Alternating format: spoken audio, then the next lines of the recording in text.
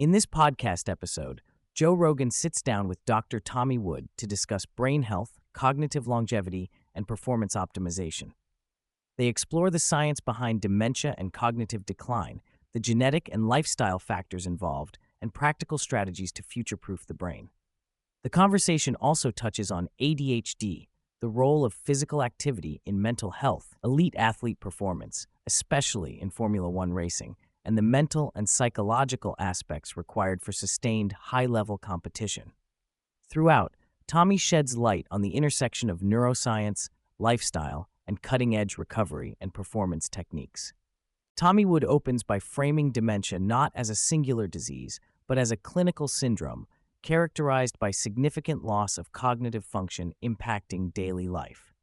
He distinguishes between various types, noting Alzheimer's disease as the most common, followed by vascular dementia, with other forms like frontotemporal and Lewy body dementia also contributing. A critical point he makes is that 70 to 90% of dementias are closely related to lifestyle and environmental factors, with estimates suggesting that up to 70% of cases could be preventable. Genetics, however, still play a role, particularly the ApoE4 gene variant, which increases risk but does not make dementia inevitable. Tommy explains the concept of ApoE4 being a risk multiplier, intensifying the negative effects of poor lifestyle habits like excessive alcohol use, physical inactivity, and low-quality diets. Still, even people with a strong genetic predisposition can offset a substantial portion of their risk through lifestyle changes. Tommy challenges the common notion of overstimulation in today's world by introducing the idea that the brain is both overstimulated and understimulated simultaneously. He clarifies that while we receive a constant influx of information, much of it lacks meaningful challenge. The brain, like muscles or bones, requires specific, targeted stimulus to maintain and improve its function. He emphasizes that cognitive health depends on active engagement with challenging tasks, whether creative, social, or intellectual, to build headroom or cognitive reserve. This reserve allows individuals to maintain functionality through stress, injury, or aging. Failure and learning from mistakes are integral to neuroplasticity, with studies showing that the brain adapts best when confronted with challenges and initial incompetency. The frustration of sucking at a new skill is vital for driving brain adaptation. The discussion tackles the impact of tools like AI and social media on cognitive function. Tommy references studies showing that reliance on AI tools like ChatGPT for straightforward tasks can reduce brain engagement and retention. Instead, he advocates using AI as an orthotic to augment, not replace, critical thinking, using the tool after one has engaged their own mental faculties. Social media's design is criticized as promoting shallow connection and distraction, exploiting our social instincts by presenting socially salient but isolating content. The algorithms aim to maximize attention by strategically distributing content to encourage endless scrolling, which can diminish cognitive engagement and exacerbate feelings of isolation. Tommy outlines a holistic approach he calls the 3S model: stimulus, supply, and support. Stimulus involves challenging the brain with new and creative tasks, especially those involving social connection and active problem solving. Supply refers to the physical infrastructure supporting brain function, such as cardiovascular health, ensuring adequate blood flow, and proper nutrition with essential nutrients like omega-3s, vitamin D, iron, and B vitamins. Support includes recovery processes, most importantly, adequate sleep, and managing factors that inhibit neuroplasticity like chronic stress, smoking, excessive alcohol, and air pollution. Tommy stresses the interconnectedness of these elements, explaining that improvement in one area tends to ripple beneficially into others. For example, better sleep improves blood sugar control and reduces inflammation. Physical exercise emerges as a cornerstone of brain health throughout the conversation. Tommy drives home that exercise is critical not just for cardiovascular and metabolic health, but also for stimulating brain resilience. He cites evidence that exercise improves white matter integrity, vital for information processing and executive functions. They discuss the misconception that people need to engage in extreme regimens. Rather, even modest increases over a sedentary baseline confer cognitive benefits. Physical movement also serves as a fundamental biological necessity baked into human evolution, and its absence creates pro-aging disease states. The episode explores ADHD through both personal and scientific lenses. Tommy acknowledges the complex nature of ADHD, including how stimulants paradoxically calm many with ADHD rather than overstimulating them. He posits that traits associated with ADHD, such as hyperfocus and restlessness, may have been evolutionary advantages for hunters who needed sustained attention in dynamic environments. Importantly, physical activity plays a profound role in managing ADHD symptoms. When inactive, individuals with ADHD may experience worsened symptoms, and exercise can serve as a natural modulator of brain function. Current systems, however, often fail to integrate exercise adequately as part of treatment, instead defaulting to pharmaceutical solutions without addressing underlying biological needs. Tommy candidly discusses the difficulty of changing health behaviors despite widespread knowledge about what's beneficial. He explains that while many people understand the importance of exercise, diet, and sleep, numerous barriers exist, including environmental constraints, lack of resources, and insufficient support.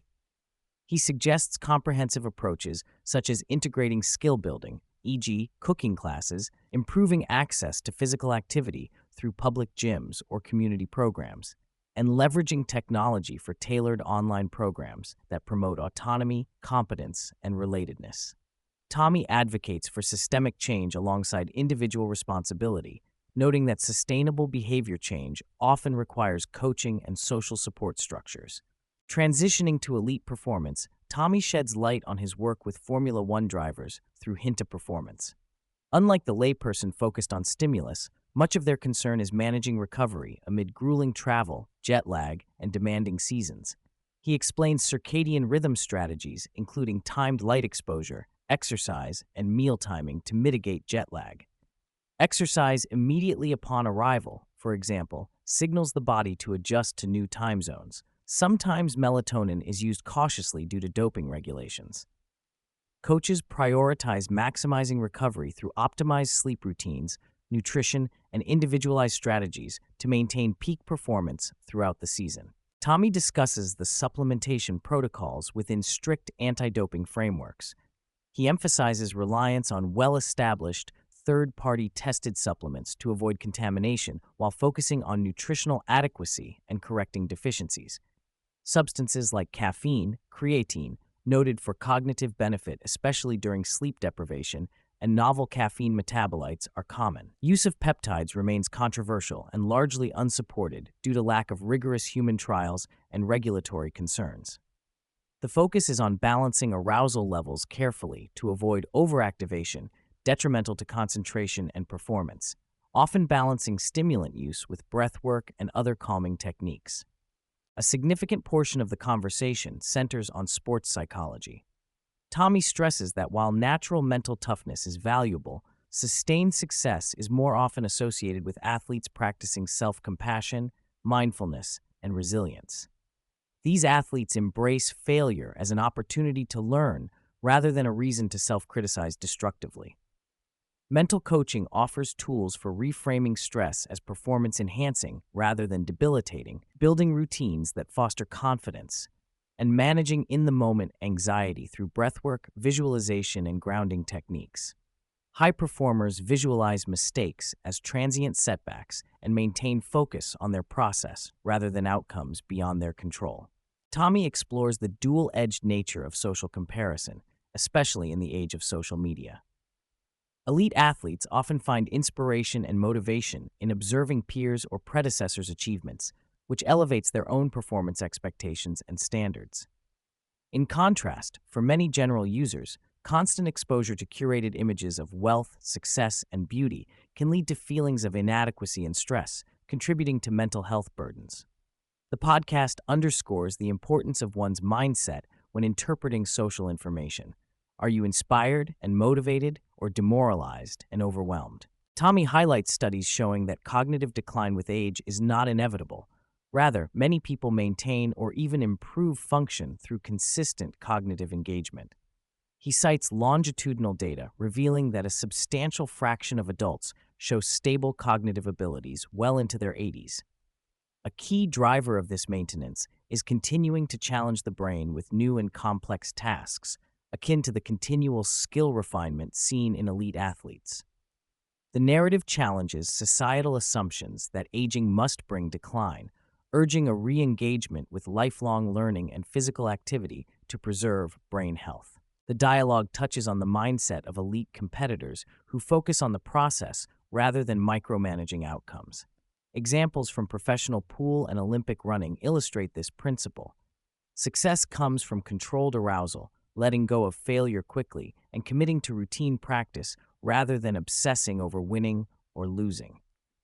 The concept that you can be the best you've ever been and still not win if someone else is better reinforces the primacy of internal motivation and continual self-improvement over external validation. Tommy acknowledges the difficulty many face in maintaining long-term adherence to beneficial habits, comparing the trajectory of professionals who sustain high performance through disciplined attention to all aspects of their life versus those distracted by outside influences.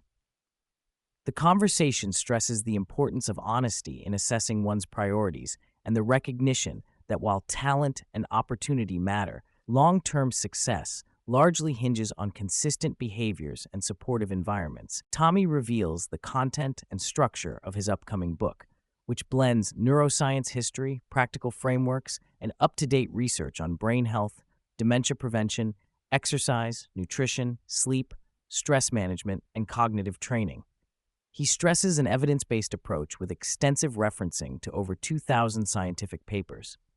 The book aims to provide actionable, accessible guidance for improving and maintaining brain function in an age of rapid technological change, emphasizing adaptable strategies that remain relevant despite evolving futures. Tommy confirms that alongside the print release, scheduled for March 24th, an audio version of the book will be available simultaneously to reach a wider audience and allow people to engage with the material in multiple formats.